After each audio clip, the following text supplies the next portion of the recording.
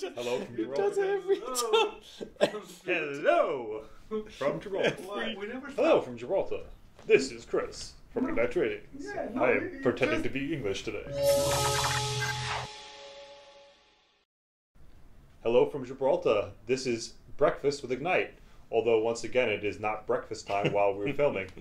So today we have some news about our listing, of course. We've been talking about that for a while, and it seems like nothing's ever happening with it, but don't worry. Things are actually happening with our listing. And Damon has a bit of news on that front. Is that my cue? That is your cue. That's my cue. Okay, so as Chris said, there's been a little bit of radio silence this last week or so. We actually postponed last weekend's Breakfast with Ignite in favour of doing one at the start of this week instead. Reason being, we have been in deep discussions with QRYPTOS about, obviously initially, just a listing. And now, much more than a listing. We are looking at a full-on, hopefully, strategic partnership. As some of you, I can't go into too much details, but as some of you have already started speculating in our Telegram chat, it is to do with some form of integration between Ignite and the QUOINE ICO mission control. So this is really exciting. I've been having quite detailed discussions with their COO, who hopefully is going to come on the show at some point, which will be really good. He'll come and answer some questions, let you guys know what it is he likes about the Ignite project. But yeah, for those guys, I love the ICO mission control project. I like what they're trying to do in terms of having an ICO launchpad connected to an exchange. I think that's great. The piece of the puzzle, in talking to me, the piece of the puzzle that he said they were missing was that completely independent, verifiably incorruptible rating that would help lend some weight to the projects they're trying to support. And that's where hopefully Ignite's going to come in. So we'll leave it at that. You guys can use your imagination, and we're still locking it down, so I don't want to count chickens before they're hatched. I don't want to risk jinxing the deal, but that is what we're doing. So attached to that is hopefully a sweetened referral scheme for you guys, our users. Given that this is meant to be much more an integrated strategic partnership and not just a listing, we're trying to do things slightly different on all fronts. So there will be a referral link for you guys to use. You will need to be a registered member, a registered user of the Ignite Ratings website. Not the Ignite Ratings platform, not the beta platform, just the website that you hopefully all signed up for when we did the crowd sale. If not, sign up again. If you want to use a different email address to sign up for QRYPTOS, go and sign up on igniteratings.com again. Okay, simple. So having signed up on the website, we'll then provide you with a referral link that you then use for creating your account at QRYPTOS. That will make sure you are tracked to Ignite Ratings.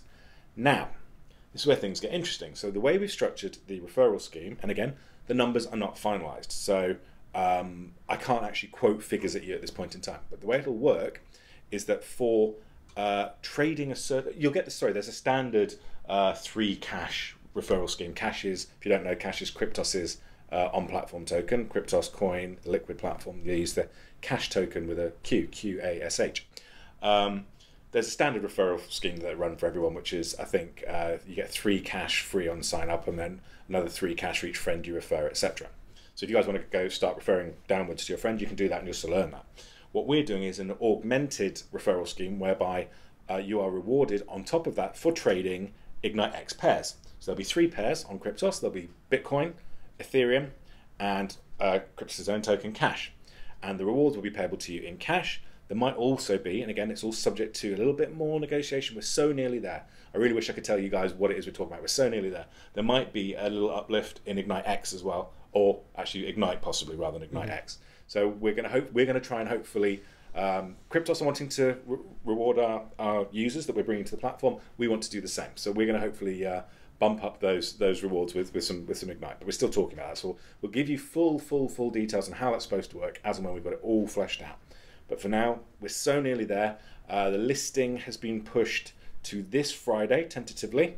Don't know what the date is this Friday. I don't even know what the date is today. I think it's the 29th Friday, maybe.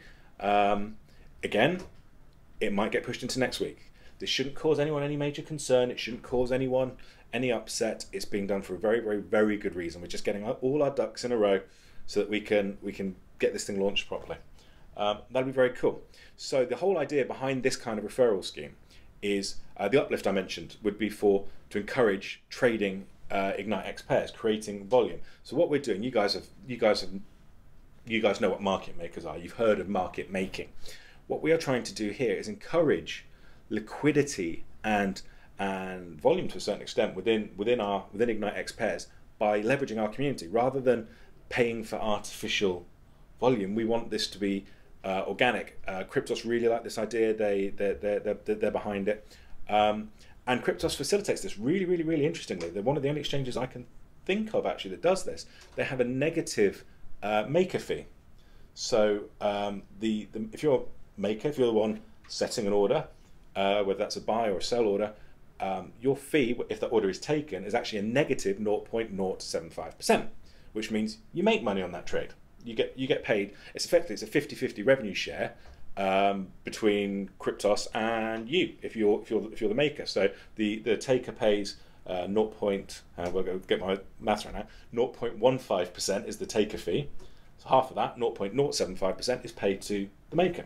So it's actually a really great platform to encourage this kind of volume trading, because you can very effectively minimize your trading costs, and in some instances, obviously, if you maker more often than you are a taker, actually make money from it. So I think it's something they don't shout about enough. Actually, I think it's a really interesting quality of their platform. It's a very good platform. It has a lot of nice features on there, and I think they're quite underrated Absolutely. at the moment. But they do have aggressive plans, because some people go, "Oh, they're no Binance." Well, they don't have the volume that Binance has, but they're actually doing things really well and very professionally. And I kind of see that exchange going places. They're setting up the liquid world order book as well, so that's going to be cross-platform order book. I see a lot of exchanges losing influence and losing kind of like the once prominence they had, like Bittrex, for example. Yeah. And these guys are kind of like up and comers. So I mean, when if you tried to list on Bittrex back like last January, you just couldn't do it. Mm-hmm. They didn't want any new projects. But when they first got going, they were accepting everyone. Yeah. I kind of feel that these guys are being incredibly selective with the projects they do pick, but they are open for business and they have a clear process for getting listed on there. So anyway, enough about that. You'll see it coming and you'll see the deal when it happens. We do have some other cool announcements. I will be giving a talk on Friday at the TokenMarket event here in Gibraltar. I will be talking about decentralized asset ratings and how it is very important for the crypto world, and how it's affected traditional finance up till now. And it should be interesting. It's based on one of the blogs that I wrote in the past, but it should be a fun chat. And we'll have a nice announcement then too, about how we're potentially going to start doing some more work with others in the crypto industry that need ratings for projects. So there's a lot of things that Ignite can and will be used for, and we're starting to get a lot of interest from third parties to integrate with our the last couple of weeks have been crazy actually, in terms of it just seems that the pennies dropped in the last week or two and everyone now gets it all of a sudden. The free for all like gravy train easy money is well finished with, so I mean, like last year, there's a lot of talk now about this, that last year people kind of all felt that they were quite the genius because they managed to make some money in crypto, like, oh, I started with 20K and now I'm a millionaire or whatever. You know what? Try to do it again in 2018. I got $1 million on it that says you won't be able to do it the same way you did it the year before. So just taking money and piling it into ICOs and selling them when they list does not work anymore. Does not work anymore. The only way you're going to make money in crypto going forward is being by very selective, picking the right projects, picking the right trades, selling at the right time. And there is simply no way to scour over thousands of projects and find that information out. So that's why we have Ignite. We crowdsource it. So yeah, there's a lot of interest in that regard on Ignite at the moment. And like we do every week, we should talk a little bit about what's happening in the markets. Yeah. Just quickly though, the TokenMarket conference, that's quite a big thing for Gibraltar this week. Yeah. We're going to send Florin along with you. He's going to film it. Yep. We'll put that on the YouTube channel. So if you want to see Chris in all his glory doing his thing, then it will be available. Yep. For some reason, I think that I sometimes let him out in public. It's only because I'm not here this weekend that let me out in public. Have you seen his beard? Have you seen that beard? Anyway, I don't know how his mom lets him out of the house with that beard. Oh, yeah. Anyway, enough of that. Well, no, you don't want them. No, you live with your mom. So, where are we at? What so, were we talking about before you rudely interrupted? Sorry, just to make sure that we covered the fact that the video is going to be available for people to watch. I think we were going to go on to a little bit of news. Yes, we're going to talk about crypto markets and how they are doing badly. Sums it up. Next topic. Yeah. They are not doing good. And it seems like I say that every time I go on the show. I would love to say that they're doing great and everything's going up. But it's not. They're, after a brief period of encouraging momentum upwards, we've now been faced with the reverse situation, and we're kind of back in the crypto doldrums again. Do I expect this to continue? Yeah, for the most part. Why? Because the sentiment in the market, for the most part, is very, very negative amongst the new retail type of participants who entered when everything was going up and they thought it was a lot of easy money. What's a little bit scary now is that sentiment is starting to shift laterally into the people who have been in crypto for quite some time, where I'm starting to see a lot of kind of participants and traders in the market feeling very underwhelmed by their crypto performance this year, and they're starting to wonder if they're going to have any type of return at all, let alone a phenomenal one like they had in 2017. It's apathy. Yeah, maybe that's a good way to describe it. Yeah, there's a bit of, I think, frustration in the market in general. ICOs haven't been performing particularly well. Ethereum, if they are performing well, you're investing when Ethereum's 600 or 700, and then you close out your position. Now Ethereum's worth 300, 400, so you're still not making much, even if you doubled your money on the ICO. So it's a hard market to trade, and I think that the plays to make now are really, really taking advantage of the short-term movements in the market, and really, it's incredible how technical the market's become. It really is trading purely off the technicals. And I think that there's money to be made trading technicals on swing trading and getting in and out at the right time. I don't think hodling, as they say, is the way forward unless you have a very, very, very long viewpoint, maybe a year or so. But let's see. We could be wrong and we can get into a bull run. The exciting thing is that I know from various sources that institutional money is lined up ready to come into this industry. Unfortunately, we need to have a little bit more pain to get there, because as the market gets more regulated, that will free up institutional investors to join the market. As we know, crypto tends to not like regulation, but unfortunately it is required to get that new money in, and when that does happen, you can expect the rocket ship type things to happen again, maybe. So disclaimer is maybe. So that's the sentiment for the week. And the other thing I was just curiously thinking about is how much money Tether must have in dollars sitting in their bank account. Now that we know they do have the dollars, that we know they actually have those dollars. It is confirmed they have the real money. The new question is, what the hell are they doing with it? Because I hope that's in a high interest account. I mean that's some money market or CD. I don't know we don't know what they're doing with their fiat. But the thing is that, can you really cash a Tether out for $1? I don't think you can. You can't go on a website and go, "Hi, I have 50,000 Tethers. Can you please send it to my bank account?" That doesn't exist. So what do they do with all this money? Interesting. I've not actually played with Tether for a long time, but when it was first created, when it was first launched, the idea was that you would be able to use their own website as an on-ramp and off-ramp. I think I've still got my KYC pending on that website from seen any progress on that 18 months ago.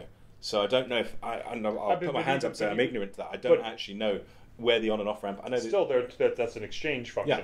I mean, so you're buying crypto and swapping it for a Tether and so on and so forth.